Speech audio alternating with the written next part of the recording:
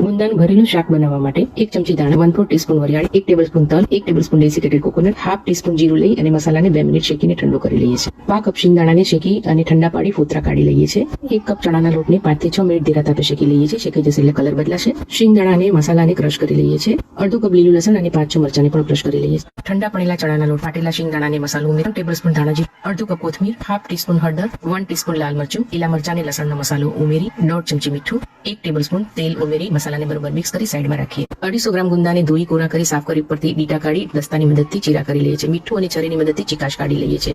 ગુંદાને મસાલામાં ભરી દઈએ છીએ. 4 ટેબલસ્પૂન તેલમાં 1 ચમચી રાઈ, 1 ચમચી જીરું, અડધી ચમચી હિંગ ઉમેરી ગુંદાને તેલમાં કોટ કરી ઢાંકણ ઢાંકી ઉપર પાણી રેડીને 8 થી 10 મિનિટ ધીરા તાપે થવા દઈએ છીએ. ત્યારબાદ ચપ્પાની મદદથી ચેક કરી લેવાના છે. 10 થી 12 લસણની કળી સાઈડમાં મૂકીએ જે ચડી જશે. 1 ચમચી મરચું, અડધી ચમચી હળદર, અડધી ચમચી સરગવાનો પાવડર, અડધી ચમચી મેથી મસાલો ઉમેરી વધેલો મસાલો ઉમેરી લઈએ છીએ. હલાવી લઈએ છીએ. ત્યારબાદ લીંબુનો રસ ઉમેરીને ગરમા ગરમ ભાખરી કે રોટલી સાથે સર્વ કરીએ છીએ. Please like, share, subscribe, follow my Deepak 22. Thank you. Enjoy.